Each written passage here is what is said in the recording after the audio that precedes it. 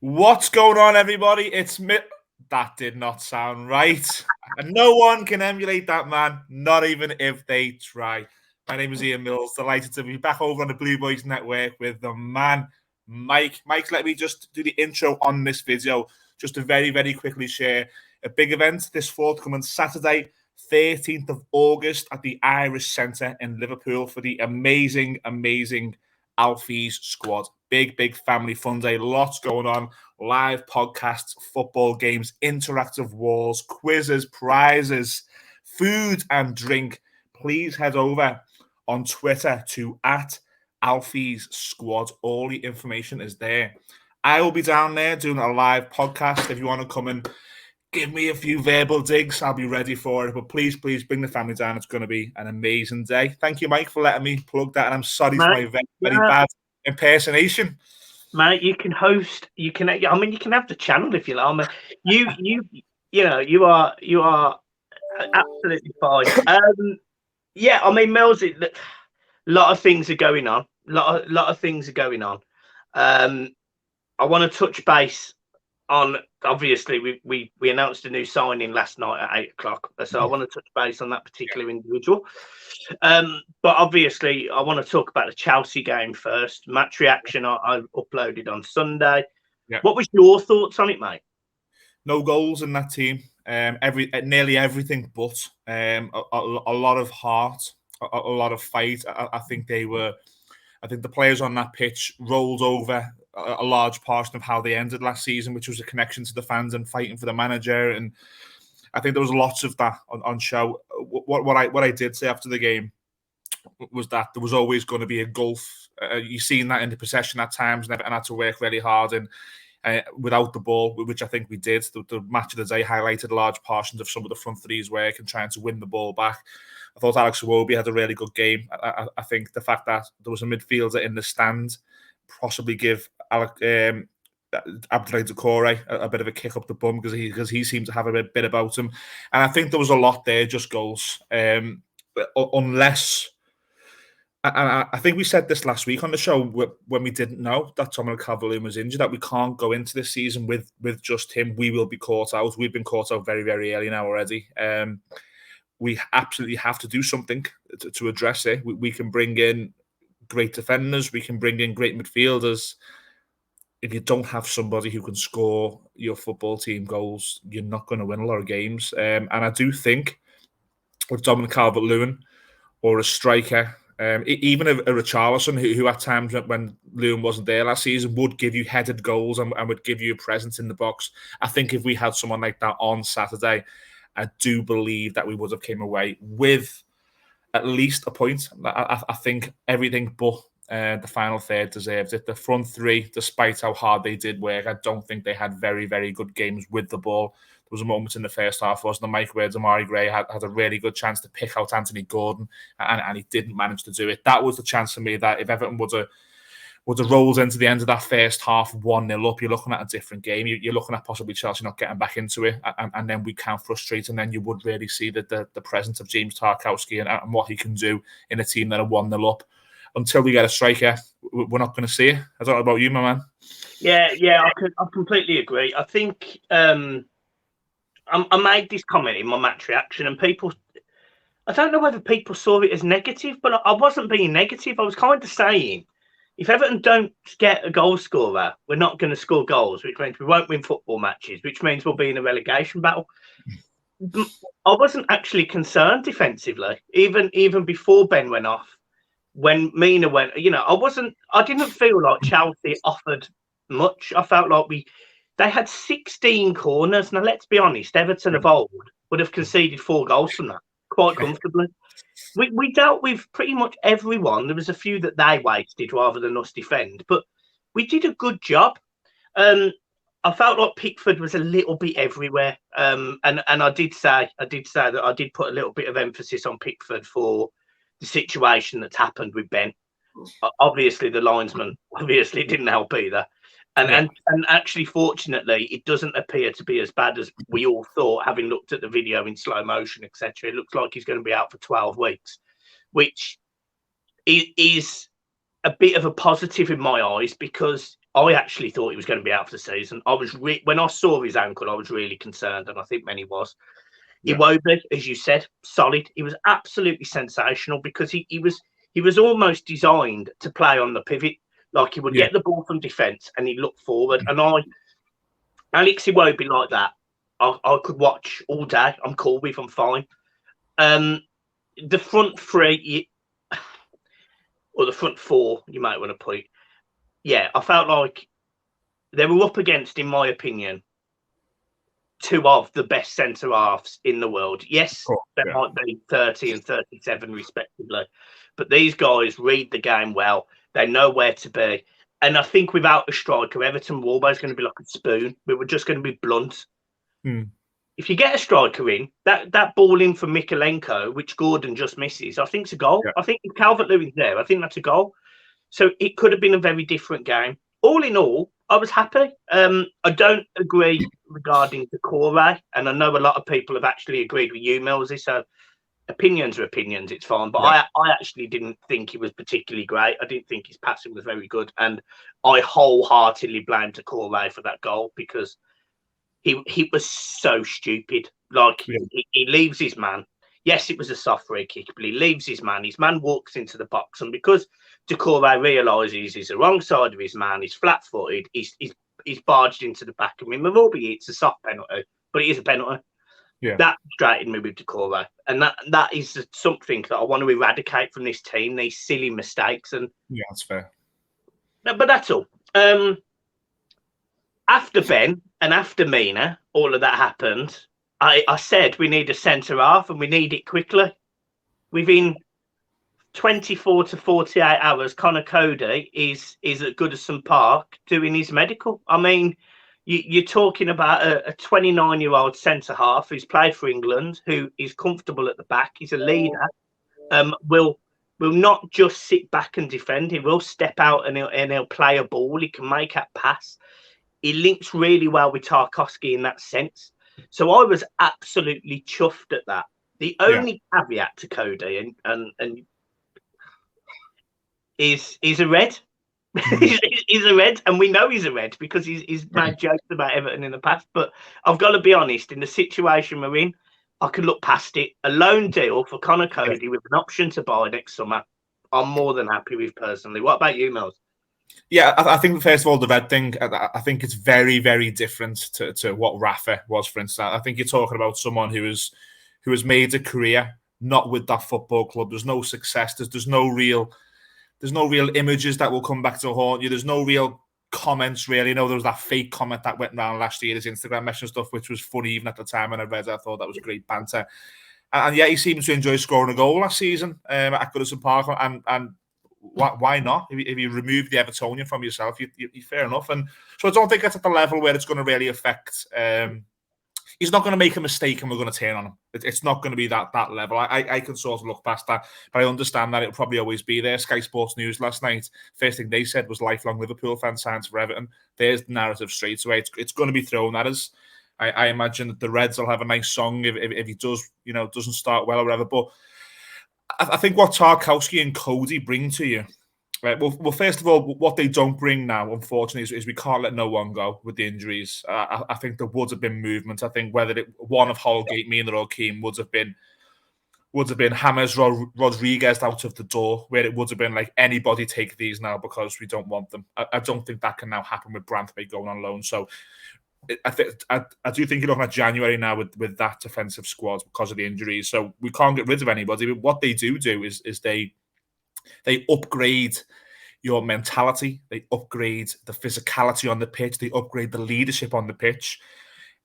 Is Conor Coady a better defender than Yerry Mina? I don't know. I really couldn't answer that. I would happily say no or yes. I don't know. I think James Tarkowski is probably our best centre half. I thought he was brilliant throughout pre-season, and he was great again on Saturday. And just watching how he leads the team and how he was talking to Mikalenko and Patterson, and you really felt like he was the captain at times. That's what it looked like to me. And then he obviously nearly scored, had a big presence in the box in the first half.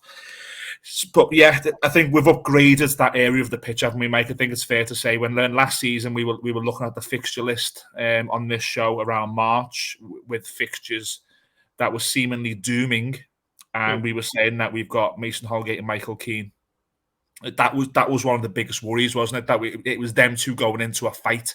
Now Mason Holgate at times has shown that he's mentally up for a fight. There was a great video of him pushing Bobby Firmino, and at the derby at Anfield, he was getting involved with Sadio Mane and stuff. So I think he's got a little bit of needle about him, but I certainly wouldn't walk down Matthew Street with him at 2 a.m. It's not someone that I'd be comfortable going into a proper fight with. There's James Sarkowski and Conor Coady. I think that's a level up, in my opinion. Yeah.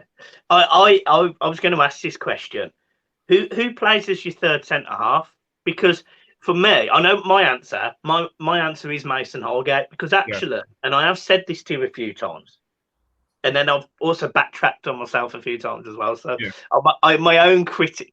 I'm hypocritical to myself here now. But I actually rate Mason Holgate. Yeah. But I only rate him in certain situations. Like when he plays alongside someone who is a leader, who is commanding, he follows suit and he becomes fairly solid, robust, will put in a tackle, can win a header. His issue for me is his positioning. He gets caught on the turn. He sometimes misjudges headers. He can make a mistake. He's got a mistake in him. But I do think that Mason Holgate, with along those two, is a better option than Michael Keane for me personally. What's your take? I agree. I think without Ben Godfrey, I think you do need some level of pace in that back line. Tarkowski and Coady will do certain jobs. I imagine they're not going to shake battles, and they're going to win plenty of duels, and there's going to be reading of the game, which is an upgrade. Going back to the point there where I made about Anfield last season, when Mason Holgate was going round and he was trying to cause trouble, there was no physicality really backing him up doing that. So that's what I mean. I mean, if you put him next to a couple of leaders, I do think he's the best bet. I certainly wouldn't play Michael Keane. I think the flat back three of Keane, Tarkowski and Coady is more likely to get caught out by players who run at them. I do think he needs an element of pace. So, and look, let's be completely honest. Despite the fact that he probably has not really kicked on, and he's not really the main man, which he maybe looked that he was going to get to under Carlo. He was good on Saturday when he came on. There was no problems with Mason Holgate on Saturday. So for me, he keeps his place. You bring James Tarkowski in a sense, then you put Conor Coady on the left hand side, or any version of that. But yeah, I can't argue. Mason Holgate keeps his share for me. Yeah, and then just quickly moving on. Obviously, there is other transfers to talk about, but quickly moving on to the wing backs, Mykolenko and Patterson. I was really impressed by both of them. Bearing in mind that Chelsea's threat was their wing backs, I would argue. Their most creative players, Raheem Sterling, Reece James and Ben Chilwell. Yeah. I can't sit there and say that they caused Everton loads of problems. And I actually think Nathan Patterson, who was supported a lot by Iwobi, and Doucouré would step over. Yeah. And Mykolenko, who, I've got to be honest, he's turned himself into a real defender. Like the lad is fairly solid. It was very rare that a player would go through him, get around him. And I was really, really happy with both of them. And Patterson on his Premier League debut just stood out for me a little bit as a positive sign in that position moving forward. Well, those three chances, if you're going to be overly critical, which us fans can be and should be at times, because that's what the game's about. Everton should have scored 3 goals on Saturday. One was where Damari Gray was one-on-one in the Gladys Street end, and he didn't quite know what to do. The other was the cross from Mykolenko, which Anthony Gordon got under. And the other one was where Nathan Patterson quite late on won possession back in the right wing-back area and gave it to Dele Alli. So you're looking at 2 of our 3 best chances being created by our wing-backs. You can't really ask for much more, especially with a team that don't have a number 10. They don't have a Ross Barkley. They don't have a Gylfi Sigurdsson. They don't have a James Rodriguez. They don't have a Bernard. Anyone who can ask for the ball and try and make things happen centrally. We don't have that. So we're heavily, heavily reliant at the moment on them creating chances. Saturday they did, and add to that, I can't have much more to what you said there. Defensively, they were solid. When they were getting ran at on Saturday, I wasn't like that chattering, which I have been at times with other defenders, and I hate to say names and stuff, so I won't. But there's been other recent fullbacks at the football club which I've looked at and gone, but at risk today, I didn't feel it on Saturday, and that's all I credit to those 2 guys. I thought they played really, really well. Yeah, I couldn't agree more, mate. I couldn't agree more. Right, let's talk about the midfield. Yeah. Because obviously we've got what appears to be a couple of additions. I suspect one at the least will get announced today. Yeah. Amadou Onana. Oh nah, what's his name? Oh nah, that's got to be the song. If ever doesn't start, if that's not the song, we're letting ourselves down. It's gotta be. 35 million. Yeah, Player that's played 12 times in Liga last season and one yeah, cap for Belgium. yeah, However, I can't emphasize how highly rated this kid is. Like, yeah, this kid is next level rated. However, a caveat to also that statement, so was Moise Keane. So we're signing a wonder kid in my mind. Does he come straight into your team against Villa on Saturday? Do you know what? If you'll probably get to the next player. If the next player comes in, no. Yeah. Um, if You can not, mention his name. We all know. I don't know if you've got a script there, or you're sitting on in the no information. But yeah, we have the link with Ghana Guy. I think if you bring Ghana Guy in, which I believe the issue to be some sort of prolonged red tape with getting him the documents needed to play. If you get him in, I'd put Ghana Guy straight in and maybe bring Iwobi up the pitch and lose a Damari Gray for Villa on Saturday. If you don't bring a guy in, yes, I would probably throw Onana in. I think the excitement for the fan base to see him, and I think you can protect him as well if you put him in a three. With Decore and Iwobi, and maybe Decore and Iwobi will play a little bit more deeper than they would if Guy plays on Saturday. But yeah, I think it all depends really. And I've only read what you've read and listened to journalists who've watched him over in France, and there was a journalist who's done a video, and he said, God, the ceiling with this lad is so high, but just be patient because he will make mistakes. He's raw, but the ceiling is so high. Very strange for a team who've just finished 16th to sign a player like that. Someone who signs a player like that is usually a team who's a lot more comfortable in their position in the league and a lot more and can be a lot more patient because of the options they've got in the squad. There probably will come a time where we absolutely need to throw him in because the midfield areas are short of quality. Let's be honest. Despite the fact that I've just praised the two who played on Saturday, overall they are quite short of everything we do need. We do need Ghana. We do need a ball carrier. If we're bringing both in this week, fantastic. But I've read what you've read, listened to what you've read. Ceiling very, very high. How can you not be quite excited by that? I certainly am. I've only seen, like I said, that where everybody else has done. But yeah, I think if you bring somebody like that in, and if he does take a few months, if he does take, I don't know, till November, and then he does form part of a Belgian squad who go to the World Cup, and then you bring him back full of confidence, then the second half of the season with someone like that could be really, really exciting. For me, again, we've got slightly different opinions on this. Okay, great. For me, he walked straight into this side. Okay. Alongside Ghana. Okay, and you've been to Corey. I've been to Corey, and again, people will say, Mike, you didn't play that bad against Chelsea, and this kid, from what I've seen, and this isn't a criticism of Decore because, on the face of it, Decore is a good footballer. At this time last season, I was raving about Decore, absolutely raving. I was saying he was fantastic, ball carrying, back to his best, all of the positives. What this kid seems to do, though, is he's a little bit, even though he's taller, he's more fleet-footed than Decore. Right. Decore is very guilty at times of being very flat-footed. Yeah. And not getting the ball out of his feet quick enough. And sometimes, as a result, his passing can be wayward. One thing I would definitely say about this kid, he is more fleet-footed, a little bit like a Jude Bellingham, tall. He's got the physique to battle in midfield, can put a tackle in, but he's got that little bit of skill, that little bit of movement where he can beat a person standing on the spot.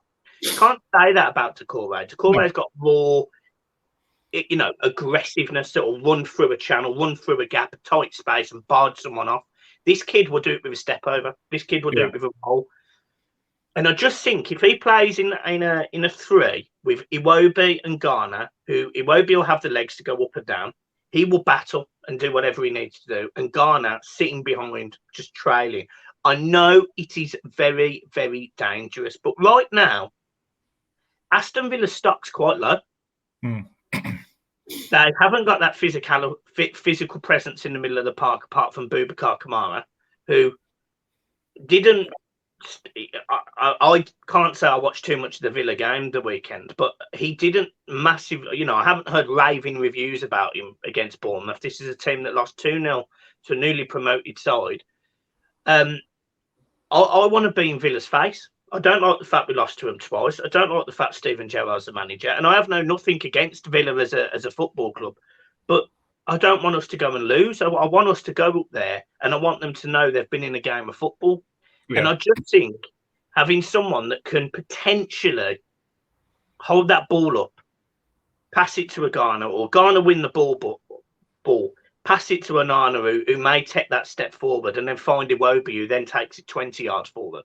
Just think it's a better option than Doucouré in this game. There will be games where Doucouré fits best. Nottingham Forest at home, Doucouré would start from her.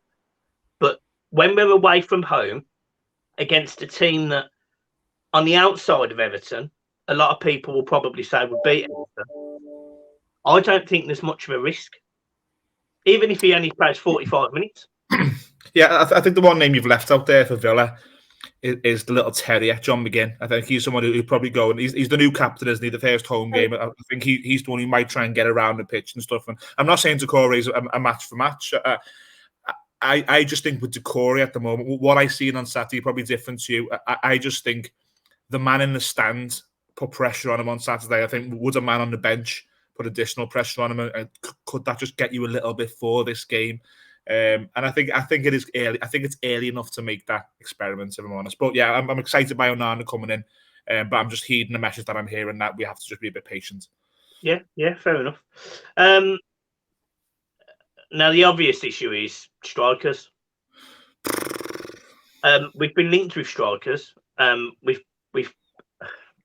We've been quite heavily linked with strikers, but none of them that I have been linked with us appear to be Premier League players. They appear to be from either France or other leagues.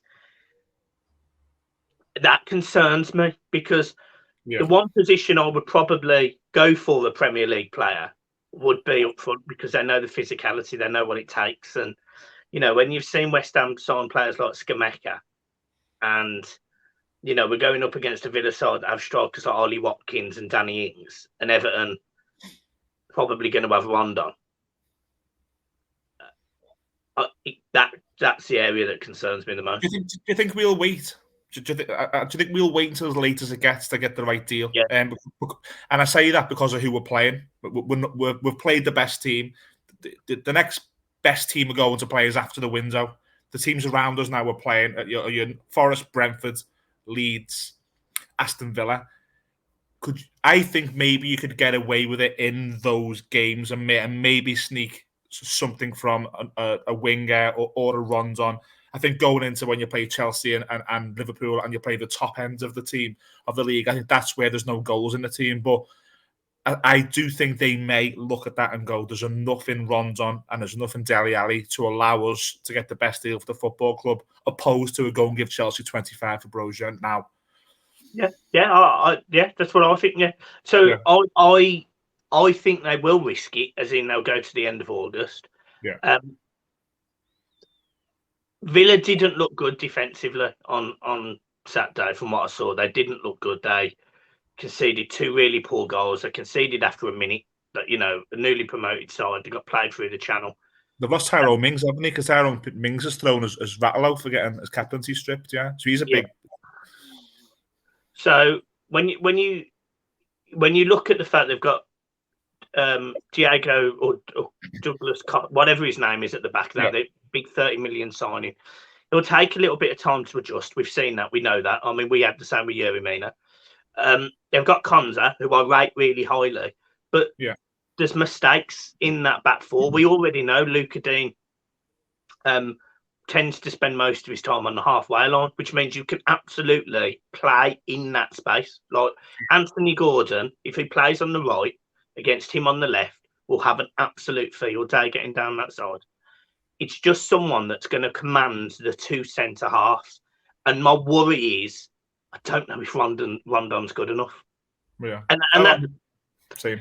And that's my issue. And this is another reason why, weirdly, I personally go with Onana in the middle, because he's 6'5" and will challenge. Just throw him up. That makes sense. It does make sense. I mean, crosses in the box at the moment, and maybe set pieces are the likely outcome of goals for us at the moment until we get a settled side that includes a number 9 who can give you everything that we need. Pinning defenders, running in behind, taking defenders out the game, aerial. Yeah, we don't have that. I don't think Rondon is the answer.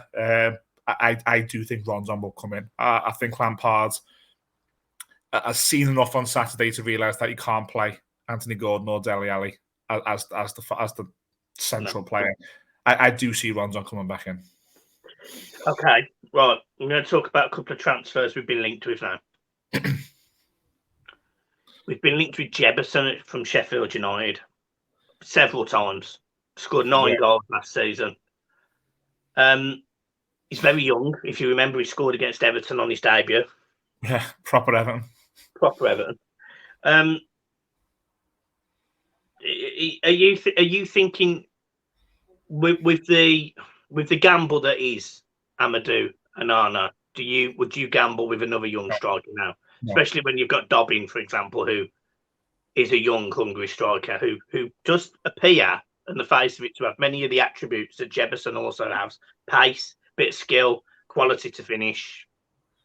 It's a signing that I wouldn't have been surprised Carlo Ancelotti to have made when he had Richarlison, Lewin, and Keane and Sigurdsson. When he has options, I think the fact that we don't have many options points to whoever comes in is going to have an awful lot of game time this season. I don't know. This lad could come in, and how many times have we seen someone come in from the lower leagues and smash it? But it's a gamble, and I don't think we can afford. I mean, this guy's going to cost money. It's not someone they're going to loan out. It's someone who's going to cost money. And I just think, especially with Lewin's fitness record as well, to perhaps be stuck at times this season with a young striker who's not ready, I don't think that's a gamble I'd take. So the other ones that we've been linked with is Michy Batshuayi. Yeah. And Brozier. Brozier, if it happens, it's going to be end of the window, isn't it? Because Chelsea have not brought in Aubameyang or an alternative Aubameyang yet. I think they're still trying to get a good deal. The fact that Brozier came on Saturday just shows that at the moment he's in their plans. If they're going to play a Carabao Cup game this month, he'll probably start it. If they need to, they may play him in a Premier League game. So he's part of their squad. So until they do their final bit of business, I don't know. And I think an ideal scenario is they do the business quite imminently, and then you can bring him in on loan, and you can just say, look, let's see how he goes. Let's see if we can get a system with a gang of coaches that you know and can trust already. And then in the summer, we'll have a chat about what's best for all three parties. Failing that, you'd probably have to go to Batshuayi, I imagine. It screams Joe. It screams someone who may not give you an awful lot, but it does scream someone who may be in his own mind now looking at this and going, I scored, 14 goals last season. It was the Belgian league he was in. I've never quite done it when I was at Crystal Palace. If I really want to make a name for myself now, I've got to go back to the Premier League and score goals. It's not going to be with Chelsea. That would appeal to me more than Jefferson, to be honest. Yeah, I agree. It's funny actually with Batshuayi, because he was a player that probably 4 or 5 years ago was sort of seen as the next Lukaku, wasn't he? And it just sort of hasn't happened. I don't know what to expect actually in the striking position. I really don't. It's really difficult. The one thing I would say is against teams like Forest, and this is something that we spoke about before, against teams like Forest, we have got Rondon, and Rondon will probably start. He trained really well. Frank's always said that he's trained really well. But there is some young players there, young kids, who will deserve 25 minutes, half an hour. And I would like to see more of Dobby and more of some of the others that are in and around the youth ranks. You know, I actually was sitting there on Saturday when I watched the game, and I thought, do you know it would be good to come on here? Warrington. Because he'll come on, he'll pick up the ball, and he'll just pass the ball. He'll make us more fluid, because I felt like towards the end of the second half, we'd lost a little bit of that fluidity, even though we were the better team. So I thought, bring him on. Chelsea aren't exactly like absolutely hammering us going forward, and let him sit deep and play. And that's a bold statement to make, throwing youngsters on against Chelsea. I appreciate, but when you've got the teams like Forest coming up, I personally, if Everton are losing to Forest, and we are in trouble, and that's what I think. I just don't see anything from teams like Forest that should challenge us, when actually we've got some young kids that will absolutely bite your arm off for an opportunity, half an hour here and there. Do you think we'll see more young players this season? I think we will. I think the game just gone on Saturday. I think when I was watching it, I think it was so important that we stayed in the game, that we stayed at only 1-0 in that second half. So I think that probably explains why the dice wasn't really rolled.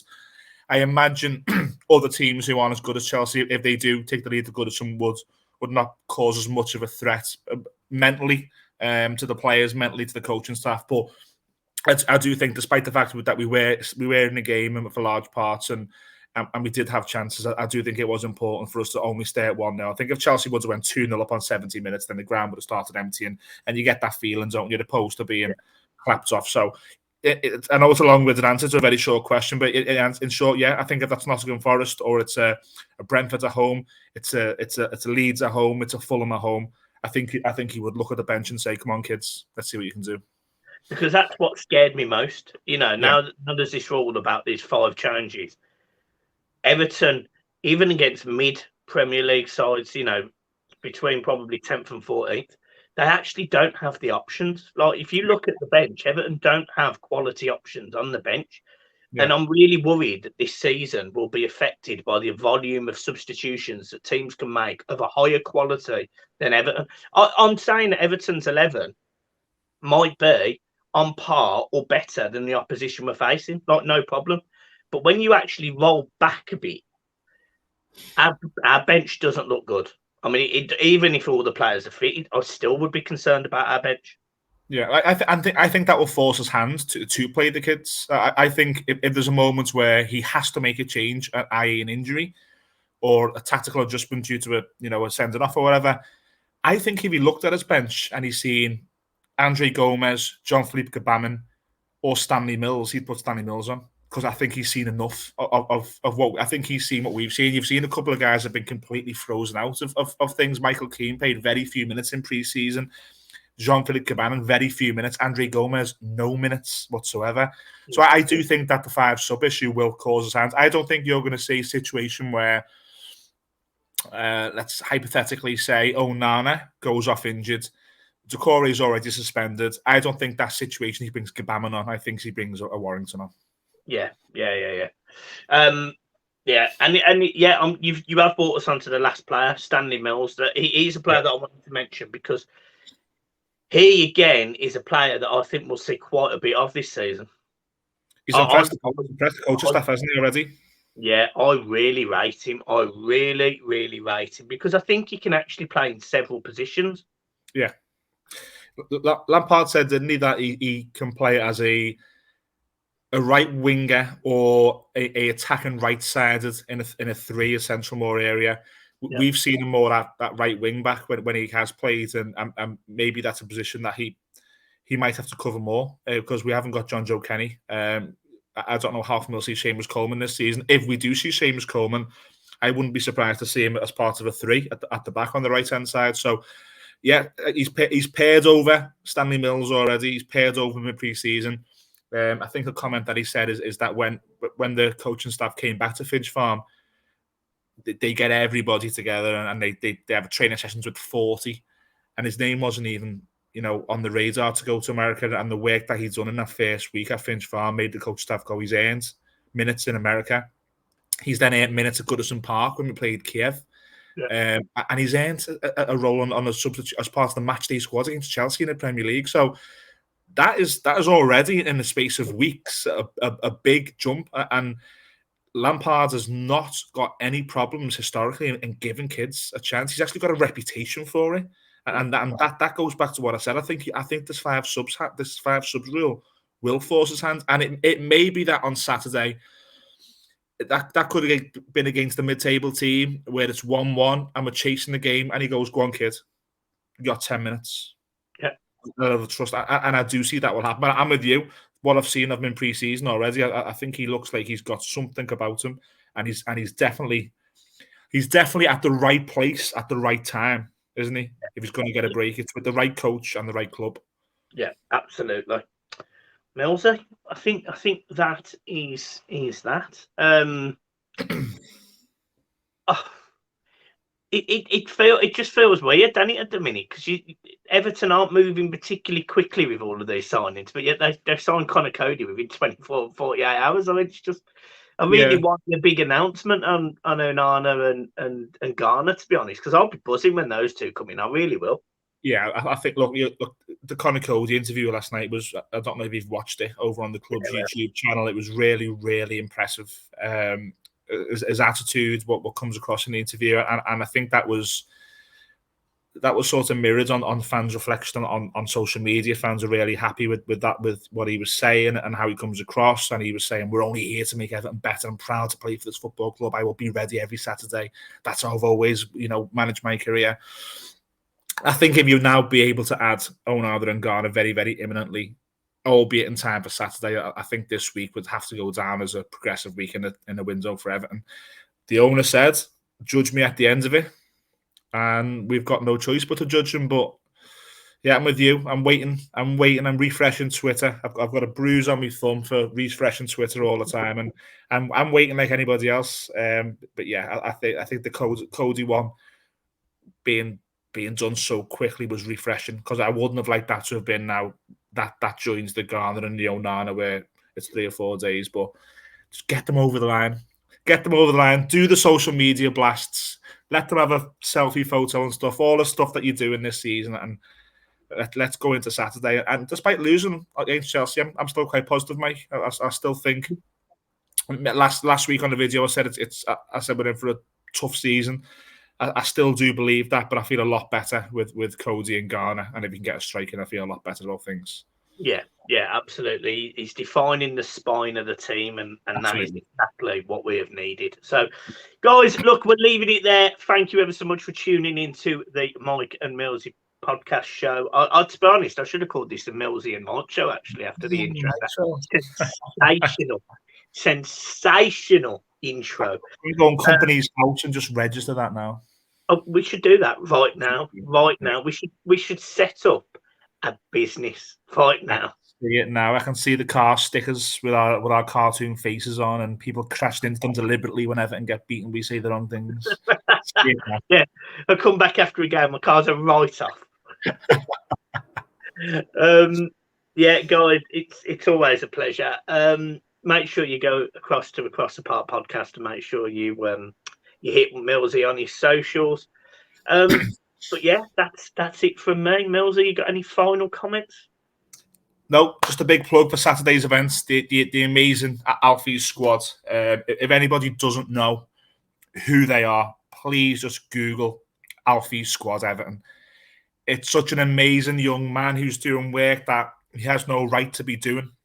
As a very, very young boy, I think he started the charity at 8 when he noticed the gap for bereaved children by suicides, and for an 8-year-old to set a charity up with his fantastic mum Alison, who's an absolute superstar as well, and raising a level of money. They've raised thousands and thousands of pounds, and this fund day is not only to raise money for the squad, but to also just celebrate Alfie and his mum as well and have a good time. So there's plenty of stuff to do. It's a family fun day. There's going to be a very, very family-friendly quiz, a family-friendly podcast, which we can release as an MP3 for your kids to keep hold of. There's going to be lots of games and food. So if you're in the Liverpool area on Saturday. It's at the Irish Centre. It's a few quid in. If you are there, please come and say hello to me. And I might even FaceTime Mike so you can see Mike as well. How about that for a little teaser, a little carrot to get you in the doors. Mike might even FaceTime you. And Yeah. Mike usually charges for that as well. Mike does charge for that usually. Yeah, well, you'd be pleased to know that the Blue Boys Network, we will be making a donation to the contribution. So we'll be putting £50 donation in. It's something that is incredibly close to me. My best friend 7 years ago, he committed suicide, leaving a daughter behind, albeit relationship was fractured. But it happens a lot, and there's a lot of people that get affected by suicide, and none more so than obviously the children. Unfortunately, are caught in the middle of this situation. So the charity is sensational. I don't know it as well as Millsy does, but obviously we all know it. We all will support it, and I hope they have a fantastic day on Sunday. And Millsy, make sure you FaceTime me because I'd love to be there, but I can't be there. So make sure you FaceTime me, and I will be there. Oh, what an end to the show. Mike usually charges for these birthday messages. I'm going to get you them on Saturday for nothing. Yeah, please come along to the Irish Centre on Saturday. But it's Mike, it's always been a pleasure to pop on a Blue Boys Network. It's always an honour. No problem at all, mate. Guys, make sure you hit the like and subscribe button and touch wood. Me and Millsy will see you next week for another Millsy and Mike show. Love it.